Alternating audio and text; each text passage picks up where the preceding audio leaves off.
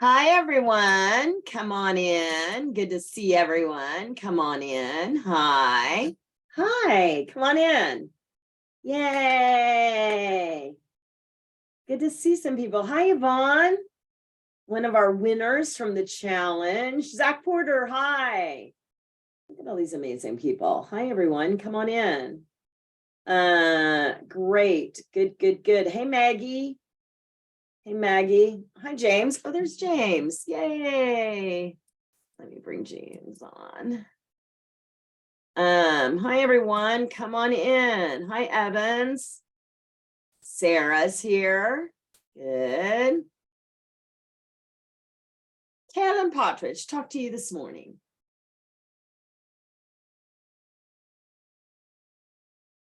I'm here. Hold on. Okay. Why am I on the camera? There we are. Hi. Hi, nice to see you. You look so different. I cut my hair. I know, and it's like yeah. Yeah, I saw Endgame at Irish Rep last night. How was it? It was good. I saw, so this is great, you guys. I went to Irish Rep last night, which is the first place that I did an off-Broadway show. And I ran into a director that directed me in Orpheus Descending at the Wilma Theater.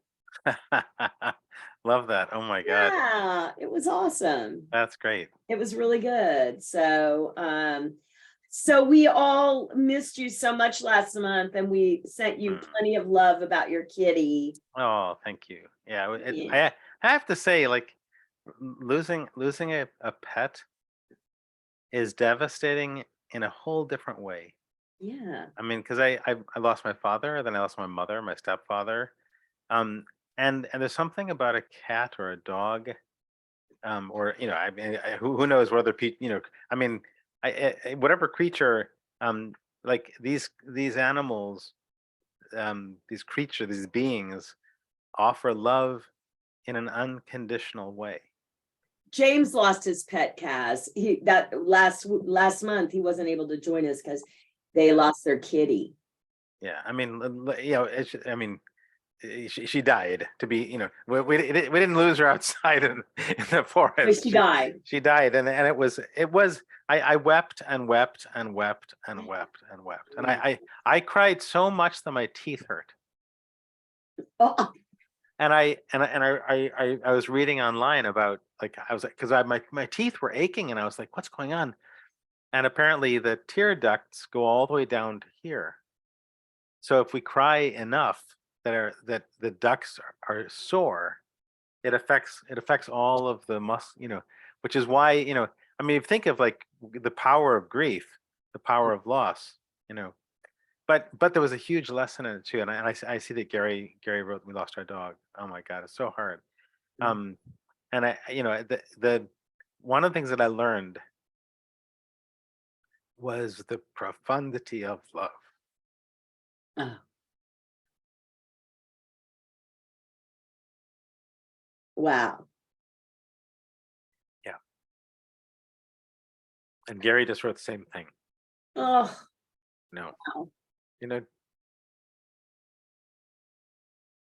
Yeah, it's amazing what great depths of pain teach us. Like, that's when we really learn, like when we're in the bottom is when we learn, and like, that's been so true for me. I've been so in the bottom, for the last few months. I've been, having to pull myself out of it and be like, through meditation, like tons of meditation, tons of journaling, and what really helps me is like when, like, my clients, that's that, because like when I'm helping other people, I had one client that I got on the phone with last week, and he said, "How are you?" And I just burst out crying. I know. Yeah. Yeah. It's I mean, it's really beautiful to to love something that much. Mhm. You know, I mean, I say something, I mean the being that is, you know, but it really taught me about love. Yeah. You know, that was the gift. Um, you know, thanks everybody. I mean, you know, I said to Sean, I said, you know, I said, I know it's going to come up. I don't know what's going to happen when we talk about it, you know. Um, but this is, you know, in some ways, it's like, so I'm gonna speak to this. I'm gonna speak to this in terms of our acting and our career. Yeah. Um, you know, uh, our job is to go to the places that we can go, the highs and the lows, Yeah. in order to free up other people to say it's okay. So that someone seeing us acting, if we really go to those places, then it gives people permission to live fully, Yes. to feel bliss Yes. and to feel grief, Yes. and to do it without shame, Yes. to do it without embarrassment. Yes. Yes. So do you want to, like, it's weird how the topic today. Well, let's no, let's. I mean, Yeah, this is. because the topic today is how do I stay on the path? Like, and so Yeah. isn't it like sort of appropriate for like what happened at the Oscars, that 4 actors that won had been on this for a long time, had stepped off the path at some point and come back to the path, have disbelieved and then believed, Yeah. right? And so here we are, like, here they are.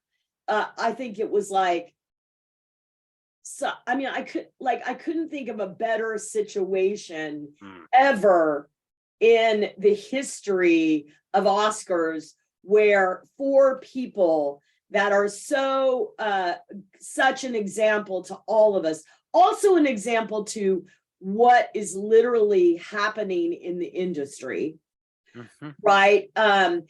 The break, like, you know, to have people all over the age of 50, right? Like, that's insane to me. And like, and also to have people that have given up and then came back and had stepped off the path, right? And sometimes, you know, we're on the path and we're get things and things are going well.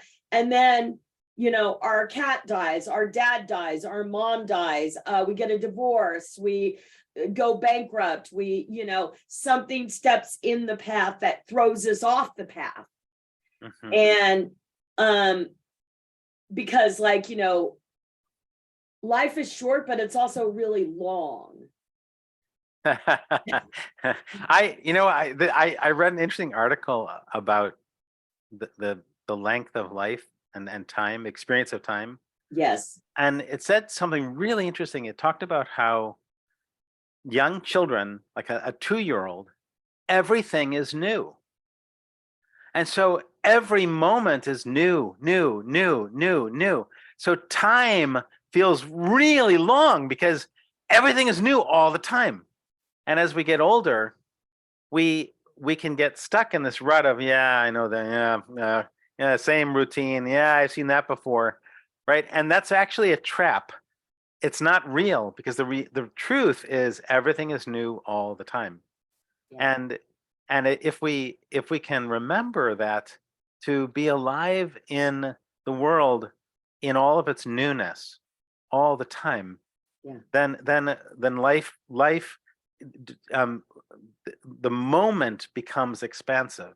Yes. So that's not an answer to the other question, but No. it's Well, you know, it's interesting because Caro, who I'm talking to at the end of this privately, she said, so does that mean we can leave and come back? Yeah, of course. Yes. Of course. Like, you know, sometimes, like, I have to go next week. I'm leaving on Sunday to go take care of my mom for a week and deal with stuff that needs to be dealt with. Right. That's like part of living in life and elder care. And so, right, like, I have to walk away, right? And so having systems, I think like one of the things that the more systems you have in place and the more support you have in place, the easier it is for you to go and come back, right? It's like, right. But, you know, my meditation this morning was on treating yourself as your dearest friend. Nice. So, you know, treating yourself when, you know, because you know, as your dearest friend, like, what would your dearest friend say to you? Right, you're doing a great job, you know, you're doing the best you can right now, and you know, you're farther than you give yourself credit for, because that's like the thing that you know, Carolyn's on here, Carolyn Partridge, and we had her session this morning, and it was like, you know, we were talking about that, how, you know, we a lot of times, like, you know, for me, I'm like, I've come all this way, and I'm like, oh, I should have done this and I should have done that, and, you know, beat myself up for what I haven't done. But it's like, the thing is, it's like my journey. I agree. I agree with everything you just said. Absolutely. And giving ourselves permission. You know, the other question is, what is the path, right? Yeah. And you know, one of the things that I would say about that is that our path as artists is going to take us to places we did not expect. And the other question is, and I mean this in the sense of, like, you know, my cat dies, and that's where I am. I am fully in her, you know, beingness and her appreciation. And my mom died a year ago, and for 3 months, you know, for the whole summer, last summer, my life was about taking care of my mother. Now, I went back to acting. You know, I mean, I just did a play, you know, in New Which I York, saw. which you saw, and I hadn't acted on stage for a while, and I knew that I needed to do that. I needed to flex those muscles. I needed to practice. I needed to be afraid again. I needed to deal with memorizing lines. I needed to go through that because I coach people on this, right? And so I needed to go there again and to face the demons, and also to feel success, right? And I just got to tell you, James, you're a brilliant actor, man. I mean, like, I forget that, like, because, like, you know, you're my friend, and I saw you on stage. I was like, oh my God, he's such a good actor. It's like, thank you. You need to be acting all the time. Well, this is yes. Thank you, Valerie, for that. I mean, this is the challenge, isn't it? Is that, you know, I think that all of us on this call, like, we are all joined together on this call because of a pursuit of this craft, and a pursuit of the business, and pursuit of success, and pursuit of longevity in it, you know. And this question is a great question, like, how do we stay on the path, and what does it mean? You know, I what I often say to actors is, success as an actor means you keep doing it. Yes, because, like, so I went to see this play at the theater that I did my first off-Broadway show at. I ran into a director that had directed me at the Wilma Theater, which was a Tony Award-winning theater in Philadelphia, and I was like, oh, I felt at home, like much more at home than I felt on all those TV shows that I did. Right? I was like, oh yeah, that's the kind of actor I am. Like, watching Bill Irwin on stage, and, like, you know, it's like, oh, that's the kind of actor I am. I'm that caliber of actor. And I was like, yeah, you know, I felt like, and then talking to Carolyn about her one woman show today, I'm like, yeah, you know, I need to, that just acting is calling me, not the pursuit of what I'm helping so many of my clients do, the pursuit of, you know, major credits, and, you know, like, I did that, and it was like, this is just honest, like, it's not the same as doing a play, and it's just not, for me. And I guess, like, I was really called last night. I was like, and this is not a coincidence that I'm in my original theater where I worked off Broadway, and that a director that directed me in another regional theater job is here and was happy to see me. And and I'm like, oh yeah. Of course. And this is we forget, don't we, Valerie? Yeah, we forget that this is that thing of treating yourself as your dearest friend that you said, right? yeah. It's like we forget, and our dearest friends don't forget. Our dearest friends remind us, hey, remember, I saw you in that show. You were fantastic. Yeah. I heard what people said. Like Valerie, I've seen you on stage, and I know what an amazing stage actress you are. And it's a different thing than being on camera. It really is, and it doesn't. It's different, right? Each one is special in its own way. But there are challenges to being on stage that are very unique to stage work. There's no second take. Yeah. There's no second take. You got to keep going. That play that you saw me in many years ago, which was another off-Broadway play. There's a moment in that play, you guys, where I find out that my son has lost his legs in World War II, right? And I come out to pray in front of the Virgin Mary, and I'm crying and all this. And this woman on the second row, one performance, her cell phone went off, and she answered it. Oh my God. Hello? I'm watching a play, and I'm like sobbing in front of the Virgin Mary. And, and you're like, oh shit, you just have to power through because, there's famous actors that stop shows on Broadway all the time and off Broadway all the time and say, but I wasn't a famous actor. That was, but it's like so insane to me. By the way, you guys, a couple things of business. If you have questions, put them in the Q&A because it's really hard to follow the chat. So put your questions in the Q&A section, please, first of all. And the second thing I want to say is we've decided to do a reboot of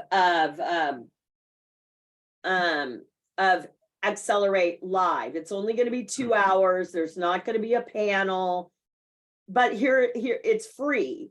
So if you feel like you want the information again, and maybe there's something new that comes up, we're doing that on the 15th of April. It's just going to be a 2-hour event. We're really doing it because I'm doing a telesummit and they wanted to offer something. And I was like, oh yeah, we'll do a reboot of Accelerate Live without the panel, without the breakout rooms. There will be times to ask me questions, but it's going to be a truncated of what we did. Oh my God, James, we had the most amazing panel. And Aubin was on the panel. Oh, nice. Yeah. Aubin was on the panel. She was awesome. That's great. Yeah, so we had a really, really great panel. It was really, really good. And also, yeah. Can you so there are two things I want to say. Yeah. One is parenthetical. That the people who are on the call are writing really beautiful things in the webinar chat, and it's really hard because as Valerie and I talk, it's really hard to read too because it's a distraction for us. But that's not to say anything negative about it. It's really beautiful what you guys are writing, and the fact that you guys are communicating with each other.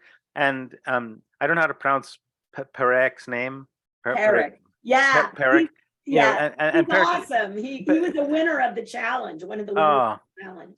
Well, and Perek wrote this beautiful thing about losing his cousin last week and feeling unproductive. And I just want to say, like, of course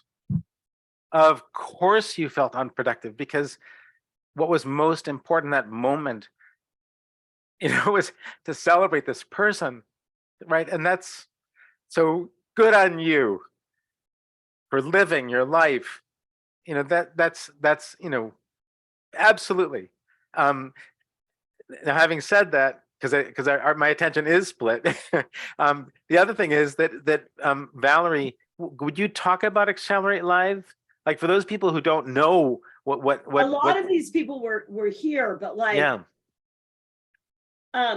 When I talk about accelerating your acting career, what I'm talking about is you're going to have to start thinking in a different way than probably you're thinking, right? Like, I'm thinking about one of my clients who, had come to me, and he was in this frame of mind, looking for an agent, like, because that's what we do. We get stuck in looking for an agent, because that's what we're told, right? And it's not about not getting an agent, but it's about changing your mindset from waiting for someone to come and give you something or rescue you to, oh, I'm in charge and I can create what I want to create. So the first thing that has to happen is that we have to think in a different way than most likely you're thinking. If you have not had the acting career up until this point that you want, it's because it's because you've been given a lot of bad information. Yeah. Right. And so you're in this frame of mind that, first of all, my job sometimes is just getting you out of that frame of mind. I mean, that can take sometimes upwards of a year, depending on how deep you're in it. Right. And like, for instance, there's a girl on an actress on TikTok that I see her. She's like, sees my stuff, and she hears what I'm saying, and she wants to believe it, but she can't. She just can't believe it. So she keeps going back. So she like keeps tagging like all of my nemesis and agents and thinks, should I believe this? And she tagged this agent. I was like, is that your agent? Like, no. Okay. So like, I understand that, so that's the first thing, is getting like really like turned and going, okay, I'm going to commit to having the career that I dream of and that I want to have happen. And then I'm clear now, maybe not always clear. There's going to be days where I feel like shit and I want to give up, but I'm clear that I can create my reality. I can create my outcomes in life. So that's the first part of it. And then the next part of it is, then what do I do to do that, to accelerate that, right? Yeah. To make that happen quicker, right? It's not easier. Fast does not mean easy. Fast does not mean easy, right? But there is a faster way to do things, because most of the time, the thing that's getting in your way is you. Yep. And so, so that's what it's about. It's about, how do I get out of my way? And then once I get out of my way, what's the new ways of thoughts that I need to have? I want to repeat that because I think it's such a good lesson. Fast does not mean easy. I'm so bad at memorizing lines, right? And you saw that production I was in. Like, they basically moved me from a side character in the first version of the script to being a lead. Yeah. And I was like, I said I went home to my wife and I said, I don't know if I can do this. Like, I have so many lines to memorize, and we have basically 2 weeks to memorize the lines. And I'm just, that's my weakness. And she said, you'll do it. And it was not easy, but I memorized my lines before many of the other people in the cast. And it was hard. It was hard. I literally spent 5 hours a day outside of rehearsal working on lines. And so yes, that is so true. Fast does not mean easy. But if you're working smart, then you're going to get there faster. Now this is right. You're going to get there faster if you have good systems in place. Yeah. And then identifying like, what are your distractions and removing those. Oh God, yes. You guys, if any of you are writers, there's so much good stuff on this from writers who say, I'm thinking of one in particular, the one who wrote Sandman, Neil Gaiman.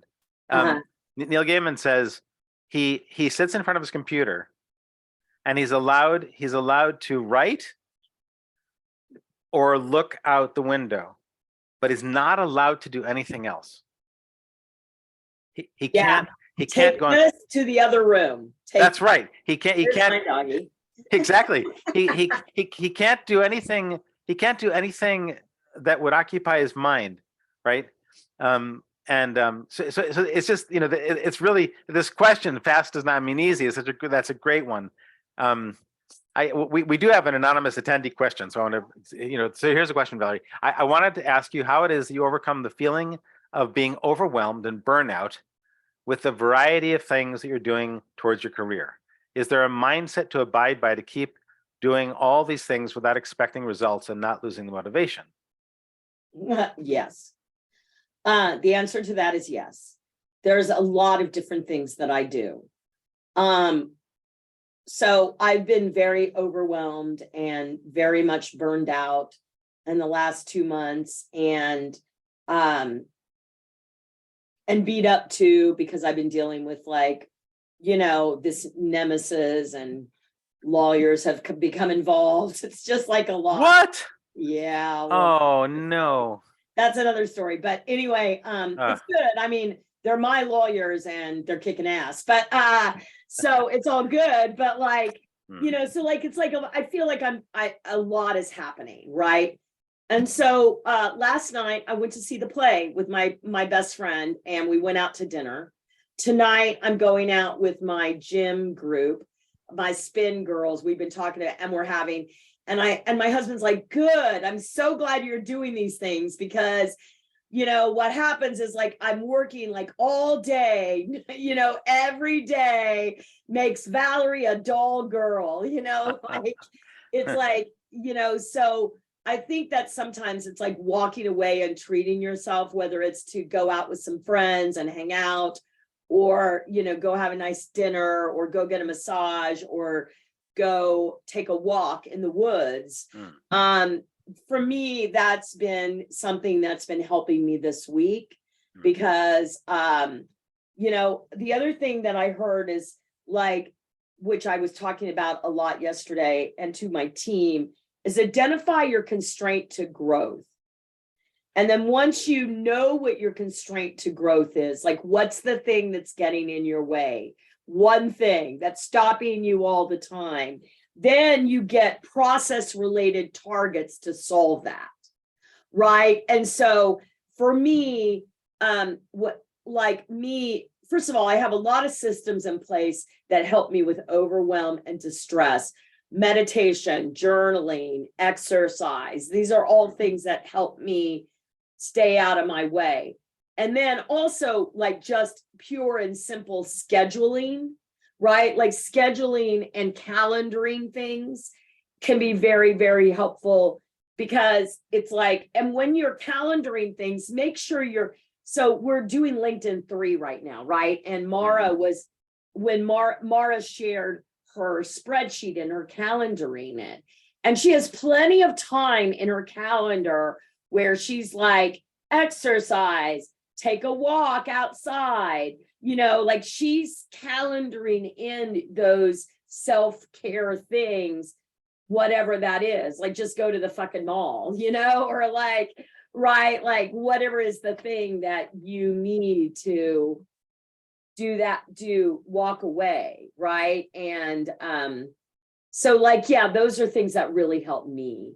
And you know, because I get, like, I love my company and I like business, and the other thing that I did this year is I told myself, with Melissa used to be James and my coach, and Melissa does this beginning of the year thing every year where you take a stand for the year.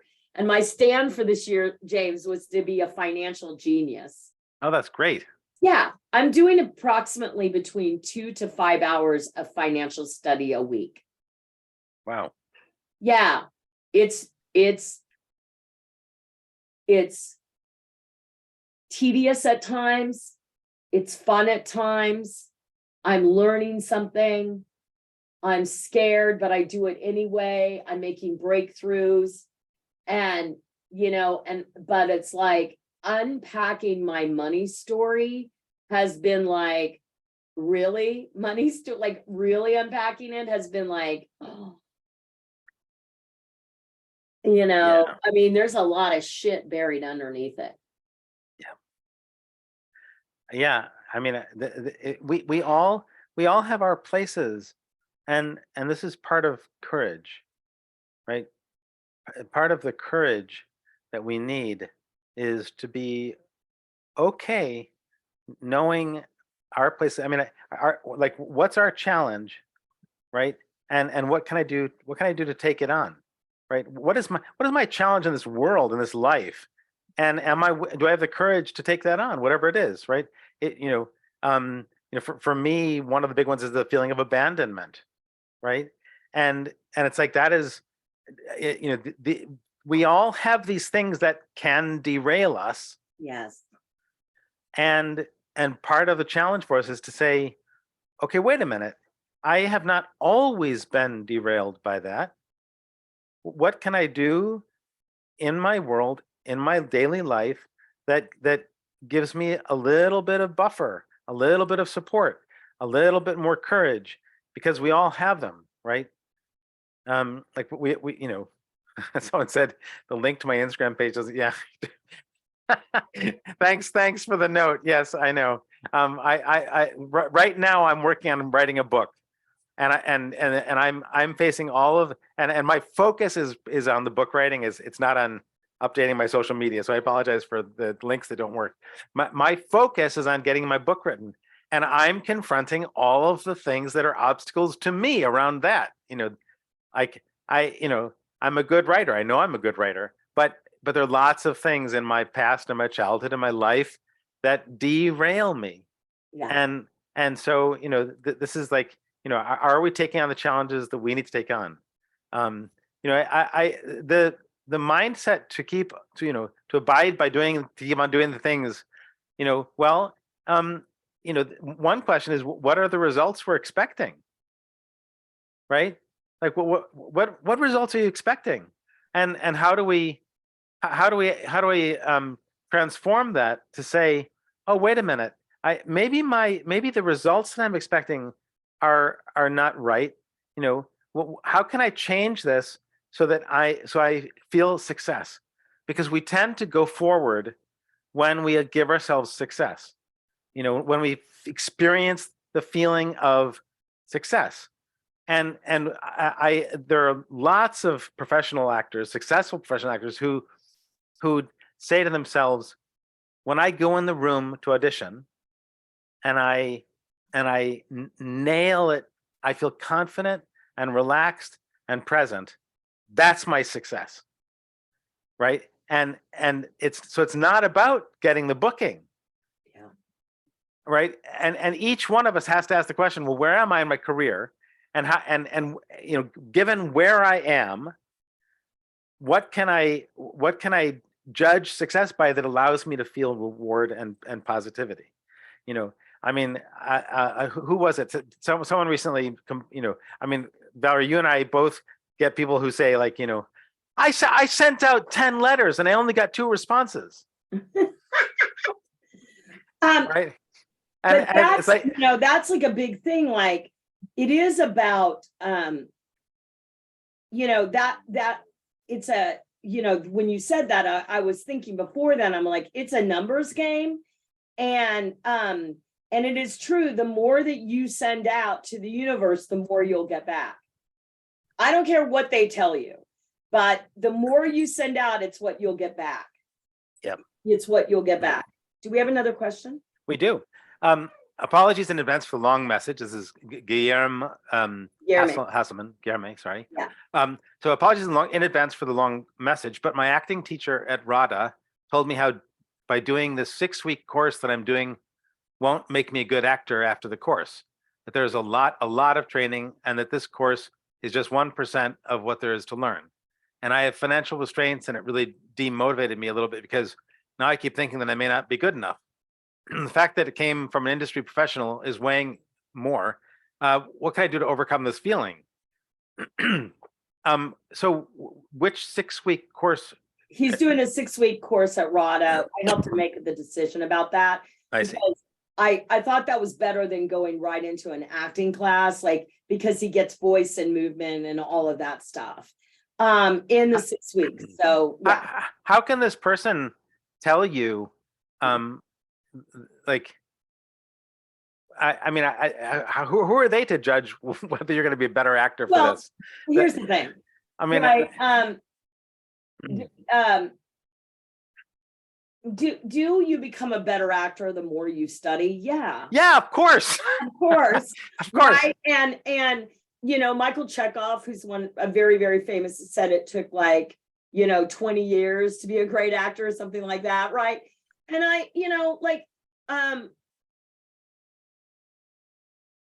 yeah, I also think it's about the deepening of knowing who you are and the deepening of your emotional life and the connection to that. I mean, James and I both went to like high-end conservatories for acting. Yeah. And so we had like, I had like 4 years of that and of just like, high-end voice movement, Shakespeare, text analysis, scene study, all movement, like Grotowski, like, viewpoints, like all that. I've done it all, right? Like all of that. And does that, yes, do you grow as an actor? Yeah.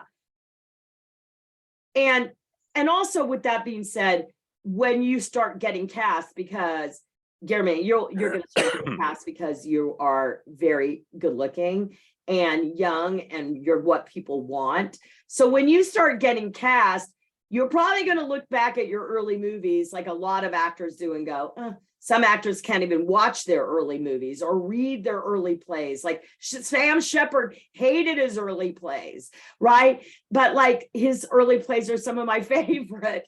So,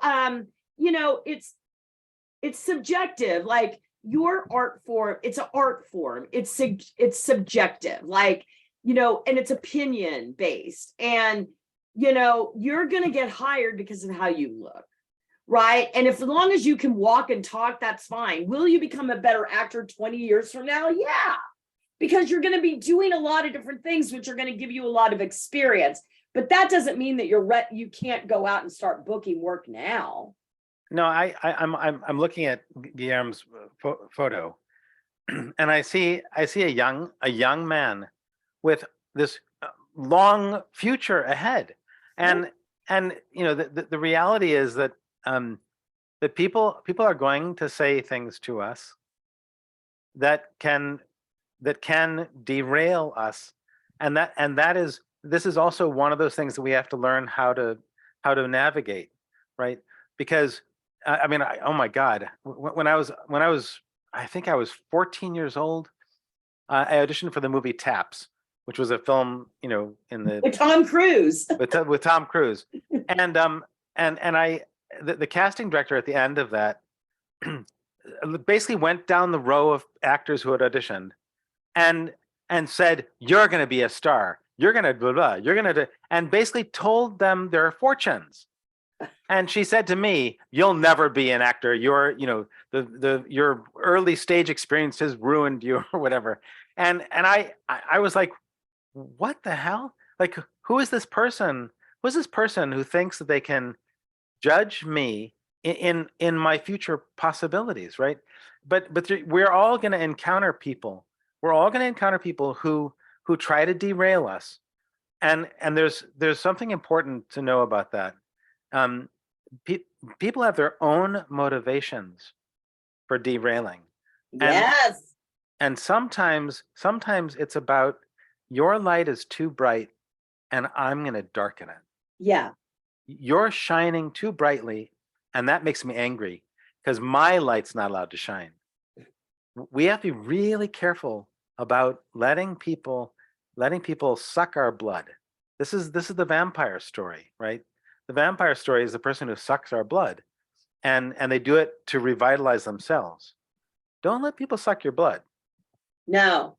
And wait, I have so many stories. When I was 12 years old, I was auditioning for a professional production of Sound of Music. and they were like trying to stair step the kids, right? And I was like kind of like a, you know, round belly, fat little girl. And I'm standing up there, and this woman that was the casting director, she said, you don't fit anywhere. Just go over there. And my dad heard her because the parents were in the room. So my dad comes up and he goes, you just go up there. You just go stand up there. And he goes, just be seen. You're great. Just be seen. And I got cast. Right. And so I remember that. Another time was in 1 week, Jeremy, after I went to one of the best acting schools in the country, I had someone tell me, you're the best actor to come to New York this year. In the same week, another person said, your training is terrible. You don't know what you're doing. You're a terrible actor. Right. And so that killed me, and that made me stop acting for almost a year. But what I wanted, my heart was really strong in acting. So I just came back to it. But I've learned now, like if someone, like I've learned that it's all opinion. Yeah. And, you know, it's like what I've learned on TikTok again. It's like, it's amazing to me that there are people that live their life to tear other people down. Like, I don't do that. That's not who I am. Right. And so, but like, and this one chick, you know, she's out there telling people, she goes, I love actors. I'm here to help you. No, because I see so clearly what it is. You see, there's only one person casting directors can talk down to and feel superior to. It's an actor, you guys. So when they are not in their objective own power as a human being, then the person that they can go after is an actor. They can come on TikTok and they can say, well, let me tell you how it really is. They don't know anything about acting. Could they recite 10 Shakespeare monologues for you right now? No, I could. You know, could they tell you 20 playwrights and at least list 5 playwrights plays they've written? No. Could they have an in-depth conversation with you about Tennessee Williams? No. No. I know more about acting than you do. Right? You're not helping actors. You're hurting actors. Right? And that's what they're doing. These people that are swiping at people on. And so why she came after me, this one chick, is because I'm the first person that ever stood up to her. I'm the first actor that ever stood up to her. And she's like, oh, no, actors don't stand up to me. I did. Right. And so then she got nasty.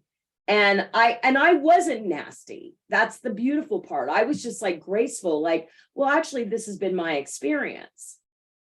And boy, she came after me. So, you know, it's like people are constantly going to do that to you. Right. And especially as an actor, oh my God, we get it so bad. We really do. It's a challenge, and I think that I think it's also, you know, we can also experience it from people who are like, I mean, I've experienced with successful actors who are more successful than I am, right? Yeah, like, yeah. right. And so it's a trap for all of us, and I think it's also like, this is a life challenge for all of us, is how do I stand in front of the other person and recognize the divinity in them without losing the divinity in ourselves. Yeah. Right. That's a good question. How do I do that? So Melanie just wrote a rant. When I was in school in New York, I had a professor that would do anything to tear me apart in each class. I was crying all the time. I had another professor who would openly say he was certain I could win an Oscar and pushed me more than others. For weeks, I cared more of the guy that made me feel super bad and wanted to quit. And then I was like, I'm putting the attention on the positive. Then, and then made me cry, the professor that made me cry with a performance, but it was so hard. I was alone, 18 New York City, and took him way too hard. We need to know what's constructive criticism and what people are, you know, are mean, and we shouldn't listen to and believe in us. Yes, what I would add to that too is, we need to choose our critics wisely. Like there are people who I go to, my dearest friends, and I go to them and I say, you know, like, give me your true feedback on that performance. right? Um, what'd you think? And I choose those people very carefully because I don't want to listen to everybody because there's too much noise, right? Positive and negative. Like there are people who will tell me that what I did was fantastic, and the people who tell me that yeah, I was okay, right? And I actually I don't need the um I don't need the over the top, and I don't need the super negative.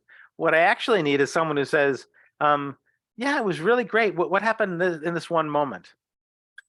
Right? Like, I need the person who sees me with an open heart and consciously, but also gives me good critique. And I think that this is the role also of a good coach. It's the role, right? Both Valerie and I have this role in different capacities for people, and we all need that. We all need a good coach. We all need, we all need that, and we need to choose those people carefully. Yeah. Yes. We have to choose the people carefully. We have to put the people in our lives. Well, it's like Reese Witherspoon said, I talked about this. There are three kinds of people that pull you up, neutral, and people that pull you down. And we've got to only put ourselves around people that pull us up, right? Yes, deal with the neutral, but the people that pull us down, and that was something that I, came to me.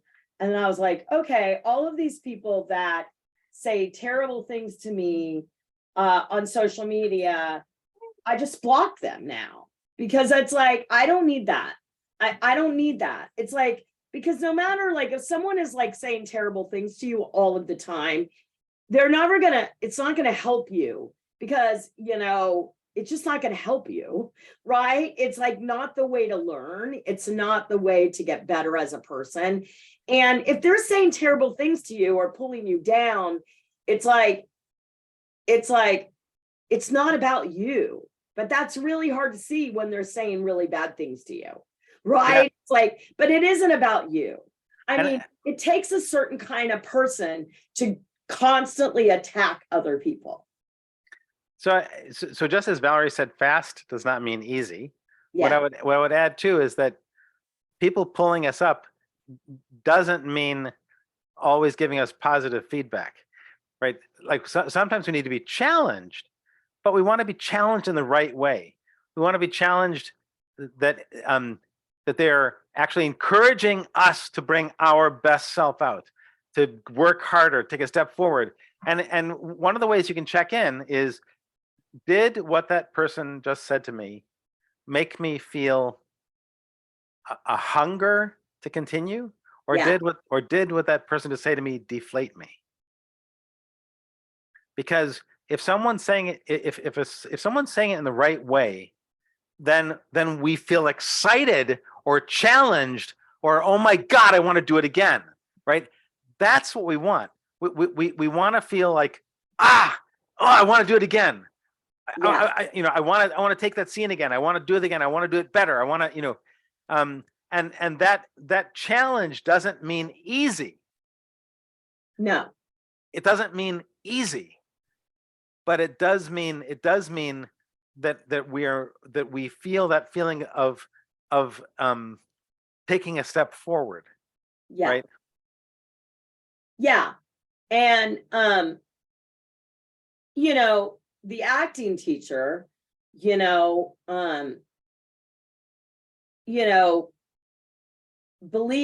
an acting teacher. That's what they do for a living, right? They're an acting teacher.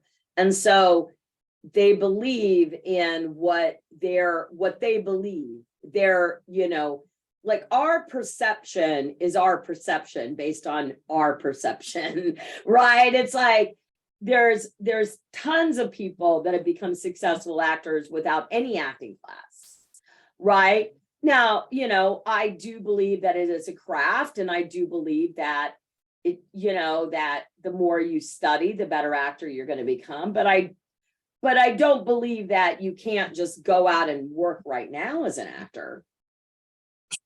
There's that's going out and working as an actor is a fantastic way to learn, Yes. right? So that's, we can't devalue life experience as an actor. I mean, oh my God, if you do a play or you do a TV show or you do a student film, you're going to learn a lot, right? Like any step forward you take that challenges you, and we have to pay attention. We have to pay attention. Like, is this challenging me? Is it really challenging me, right? If I keep doing the same things, it's not challenging me, then that may be a distraction. I may be allowing myself to play. I'm not playing in the right league. Yeah. You know what's so funny? It's like I've always learned by doing it. Like, like that's so true. Like when I booked my first voiceover, I didn't know what to do in the booth. I didn't know. So it was, thank God it was with another actress. So I just watched her when I walked into the booth and I just copied what she did. When I booked my first video game and did mocap, I'd never taken a class in mocap, and so I just, listened and learned as I went. When I bought a house, I didn't read a real estate book. I figured it out as I went along. I've always been that person that learns by experiencing. So maybe that's a good thing or a bad thing. I don't know, but that's just like, I always thought like taking the time to go learn it just seemed like a pain in my ass. And now I'm taking the time to learn money, and I'm like, well, I should have done this at least. So, before, 61. So, but you're doing it, and that's the success, and that's courageous, and that's the thing, right? Is that you're doing it. It doesn't matter how old you are. It doesn't matter, doesn't matter. You're doing it now. You are courageous to take on something that has been a challenge and difficulty, and to say, you know what, I want this no longer to be so painful and so difficult. And so, kudos to you, Valerie. Seriously, like, there's not, oh my God, that is courage. Yeah. I coached with a woman that had gone to Harvard Business School, and I coached with her the other day, and, it's just like, oh, okay. I've got this, like, I can figure this out. And it's so good because they are telling me, oh, you've done great. You've done terrific. It's just like, now we're changing things and, going and looking at, so it's like, okay. Right. It's like, it's remembering as you learn and better yourself to not beat yourself up. Oh God. Yeah. Right. That's not what a good friend would do. No, that's not what a good friend would do. So Melanie Hill says, hi, James, glad you have you back. Happy belated. Thank you. How do you guys deal when you feel like you're swimming against the current and have some unsupportive people around you? So you have to always explain how it's worth it, or it's my life, blah, blah, blah. Or when they're constantly reminding you of the life struggles, it's like draining sometimes. Thank you. Yeah. So I would spend less time with those people. Yes, Melanie, I agree, Valerie. Yes, I agree wholeheartedly. I mean, if you're married to them or they're your mom or your dad, sometimes you have to have, that's part of being in a marriage, at least, is like it's like you have to have conversations like, this doesn't work for me, and this is what I need from you. And, and that's why marriage is hard, because sometimes people don't, if there's like, insurmountable amount of like inaction and won't take action, then at some points it causes the break to break apart. But both James and I have been married for a long time, and we've had to experiencing that with our significant others, that we've had to have those conversations. You can't be married as long as we've been married and not have had those conversations. So Valerie said two things, and I, as a married person and as a business person, I hear them and I got them, but I want you all to hear them and get them, because they're really powerful things she said, and she said them really fast. But these two lessons are huge. This doesn't work for me. That's the first one. When we say to someone, this isn't working for me, or this doesn't work for me, it's not a critique of them, right? Yeah. I haven't said you're not loving, you're bad, you're not hearing. I haven't said anything, right? When Valerie says this doesn't work for me, it's about owning what works for me and what doesn't work for me. And so it's a lovely phrase to use with someone. It's a self-owning phrase. This doesn't work for me, Yeah. right? So that's beautiful. The second one Valerie said is, this is what I need from you. And that is really important, that we, one, identify what we do need from them, and two, that we're actually able to say it. We have to be able to say to our dearest and nearest, we have to be able to say to them, at this moment, what I need from you is this. Charlotte said, unfortunately, I have to leave. Thank you so much. Oh, yeah. Thanks You're for welcome. joining. Bye, Charlotte. Yeah. And Maggie repeated, this doesn't work for me, and this is what I need from you. Powerful phrases to use. Yes. Yeah. Yeah. So these, Right. So have those conversations with people that are worth having those conversations. That's right. But if you are in a relationship with a business person or a friend or a coworker that is telling you those things, then that is about removing yourself from the situation. Now, if you want to express to them like that just doesn't, I don't know how to respond to that, what you just said to me. Like, I don't have an answer for that, and it doesn't move me forward or actually move you forward. So like, if you want to address me and talk to me and be my friend, then this is what works for me. This is what I need, and this is how I function, or I can't continue to talk to you because I'm going for my dream. Melanie, I'm going for my dream, and I'm willing to do what it takes to get there. That's what I'm doing, right? And I don't expect it always to be easy, but I am employing people, because Melanie just came into our Accelerate Your Acting Career program. So I'm surrounding myself with people that are doing what I want to be doing. And I choose to put myself around those people to help pull me forward. And if you don't agree with it, okay, I get that, but that's my choice, right? And so like, it's like learning about being clear. And like, listen, Melanie, sometimes like, sometimes I'm a fucking child. So I'm not perfect at this. I'm just saying I'm not perfect at that. Yes, and we don't have to be perfect. No. It's not a requirement. Thank God, because we would all fail. Like, yeah. None of us are perfect. But this is, I think the real challenge for us is, especially when it's like, who are we choosing to have around us?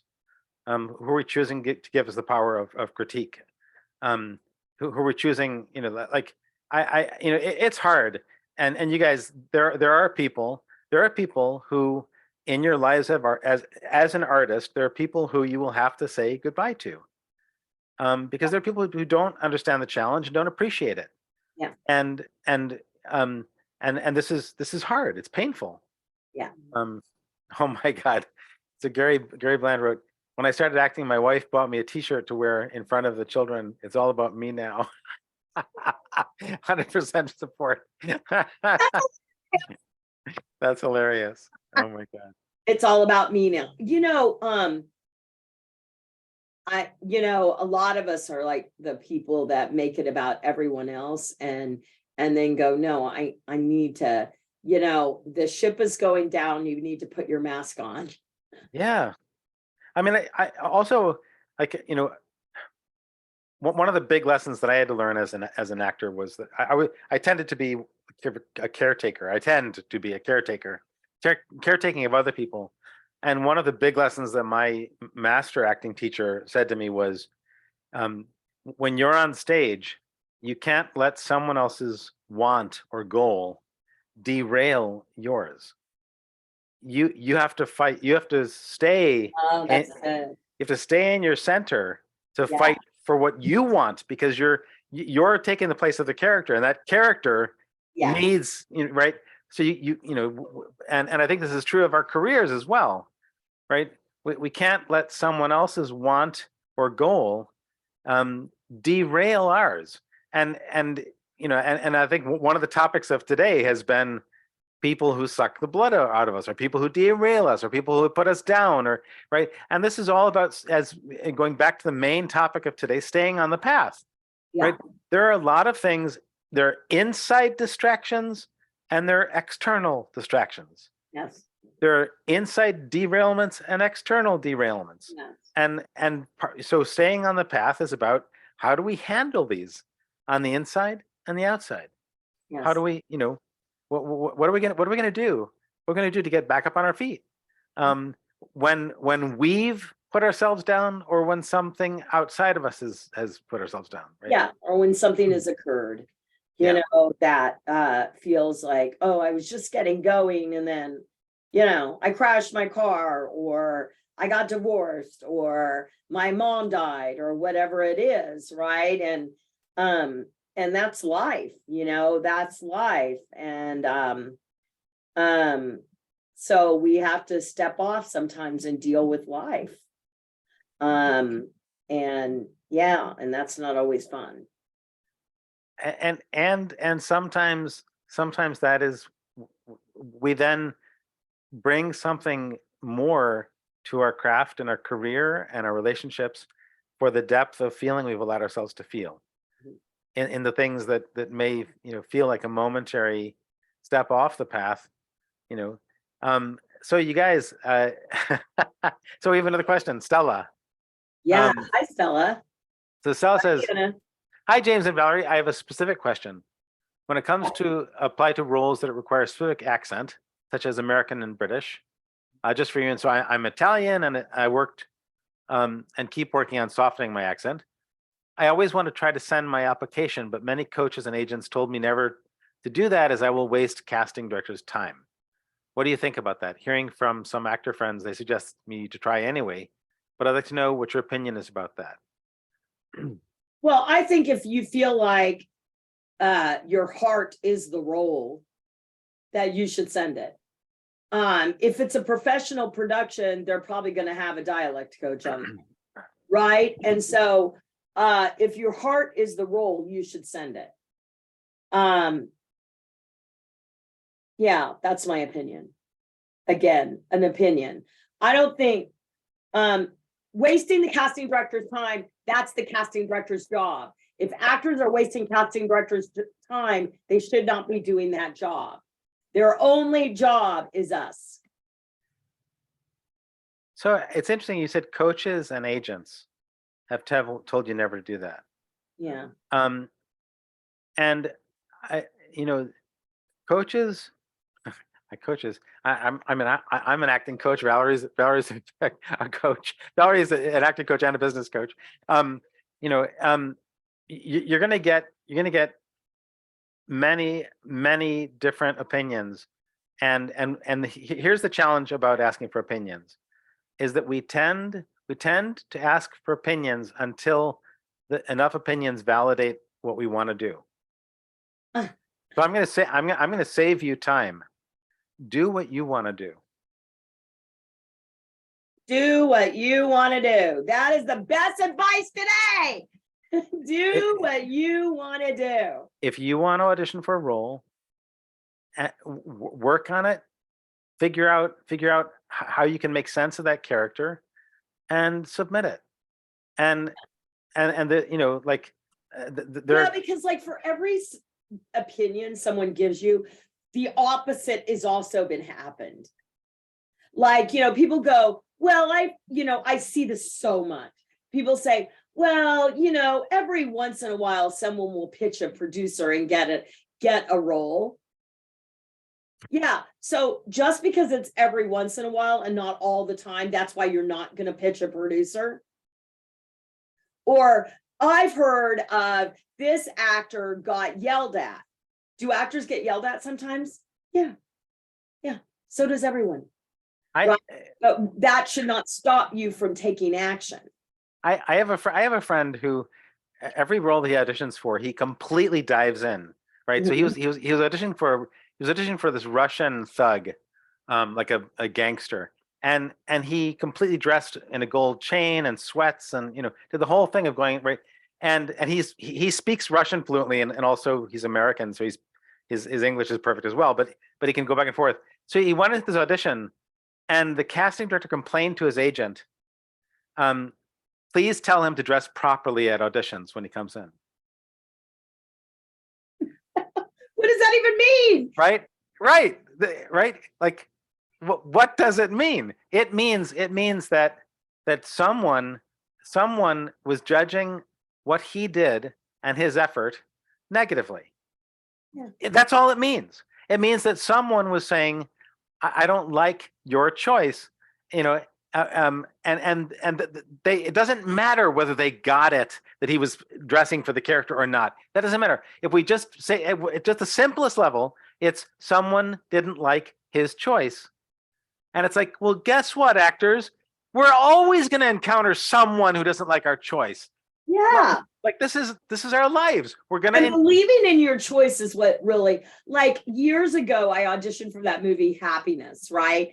And it was the role where the Cameron Manheim played it, where she cut up the body of the guy that worked at the front in the doorman at her building and put him in Ziploc bags in her freezer, right? And so when the other character finds out, like it's Philip Seymour Hoffman finds out what she did, and she's telling him, that was the scene, the audition scene. So in my audition scene, I went to the place of, I didn't like what he said. And so then I just cut him up, like, I'm going to tell you that because I know you're going to appreciate what I did. Right. And he's, of course, mortified. Right. And I knew for me that was the right choice. So after I did that audition, I went to lunch with Cameron Manheim. I told her that I had auditioned. She goes, oh, weren't you sobbing? And I was like, no, I wasn't sobbing. And so Cameron Manheim got cast. And I saw the movie in the movie theater, and I was like, I still made the right choice. Like, I still believed in my choice, even after I didn't get the movie and I went to the movie theater to see it. I still believe that I did the right choice. So, you got to commit to your choices as an actor. And sometimes people aren't going to like that. And sometimes people aren't going to cast it. But the issue a lot of times with actors is they don't want to commit to anything. They don't want to commit to a brand. They don't want to commit to an idea, a choice, because they don't want to upset anyone. You can't protect other people from, you cannot protect. People are going to get upset sometimes. People are going to get upset. And you don't have any control over that. That's right. And it's a waste of your time to try and not creating ripples in the water. Because guess what? Or figuring out what they want. Yeah. Like, I'm gonna give them what they're looking for. You don't know what they're looking for. You don't know, and they might be looking for a beer. Usually they don't know what they're looking for. You guys, this is the truth. Like a lot of times people, the casting people will see 200 people and be like, I don't know, nobody, right? And it's like, well, why, if they saw 200 people, why didn't they choose one person? Because they don't know what they want. They're waiting for someone to do something different. Valerie, remember that story that you told of the you played the you played the woman who's selling the house or renting the house, and you made an accent choice. Oh yeah. That was like when I auditioned for Glee. Yes. The first episode, and the line was, everything else is a la carte. And we didn't know anything about the show yet. It was like, it hadn't been released yet. And I read that, but then I read that it took place in Ohio. And I'm like, oh, well, they would say a la carte in Ohio. So all I did was I was like, and everything else is a la carte, like that. And Ryan Murphy just burst out laughing. And like in that moment, I was like, oh my God, I just booked that, So I knew that I booked that because of that thing. And that was a strong choice. That was a very strong choice. Right? And that person hearing it is either going to get it or they're not going to get it. Right. right? And it's like, and we can't play a game of trying to do it the way they want, trying to figure, because actually, you guys, that's not our art form. Our art form is not about trying to figure out what someone else wants us to say or be. Our art form is about inhabiting the character. Yeah, bringing the words of the page, the written words of the page, off of the page, and giving them a performance of your version of the character. So we have one more question. Ruby Rowell. Hi, Ruby. Thank you for bringing this topic up, which means so many different things in different ways, with issues such as discrimination against people such as race, colorism, sexism, disabled, etc. Can be an incredible test of character, not just in any work industry, but society, ally in life in general, everywhere. So thank you for the assistance that I got to keep me being my authentic self and keep fighting on or move on to the next opportunity that awaits me to discover and go on an adventure. Thank you. Yay. Beautiful. Yeah. The beautiful thing about what we're seeing now is ageism, sexism, racism, all of these things, sexism, all of these things is now being fought with actors, right? Like all of these older actors won, all these Asian actors won. Like we are the best people in the world to be, because we are ahead of the curve. We are presenting because we're the mirror to society. So we are now shining back on society where where we should be going, the stories we need to be hearing, right? And that's what's so cool about being an actor, right? And so, but do those things happen within our industry? Yeah, yes, right. They happen within our industry, but the stories are really reflective of what is literally happening out there. So yeah.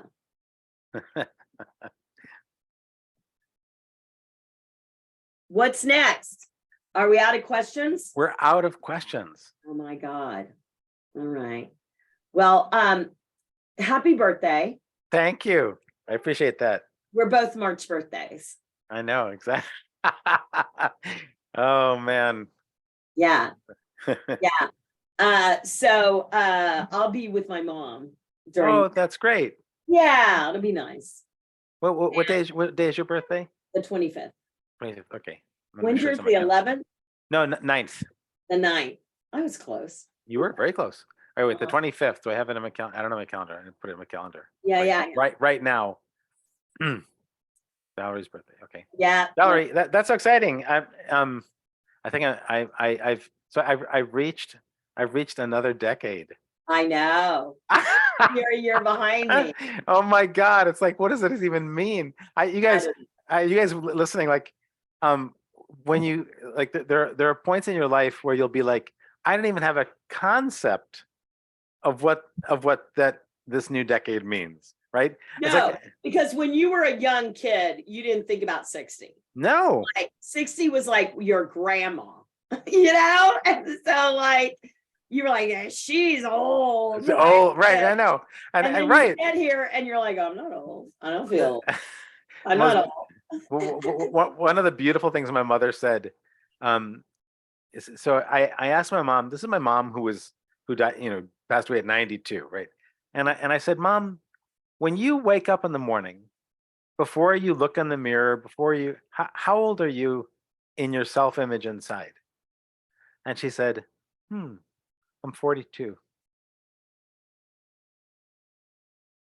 And you know what? She was as youthful and playful. She was witty and funny and sharp.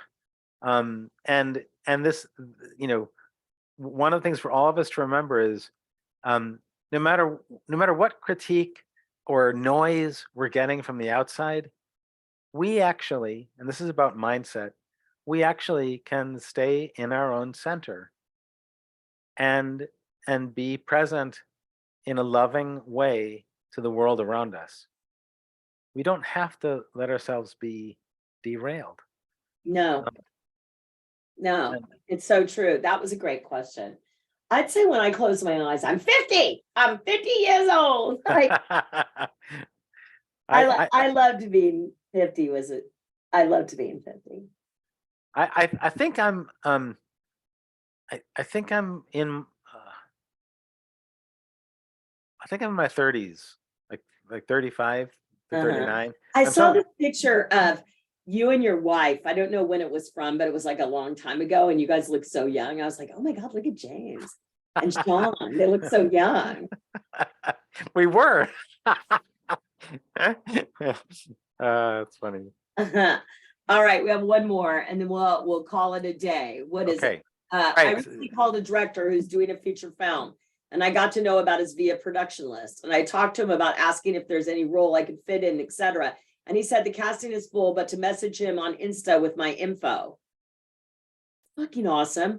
Okay, and so I did, and he read it, and then ever since, it's been 2 weeks. I've been messaging him about some of the things he posted on his story and catching back up on the call, etc. And I've sent a total of 6 messages, which he read after it was sent, and no replies. Should I stop annoying him, or is it okay to still message him when I feel I can? Yeah, I mean, like, I think that remember that these people have lives, and like sometimes it can be too overkill, right? Like, you don't want to be like so much. You have to have this kind of feeling of discarement, which is like boom, boom, boom, boom, boom. So when you have a lot of people that you're reaching out to, then it's like, it's not like focused on one thing, right? It's like, oh, oh, oh, oh, oh.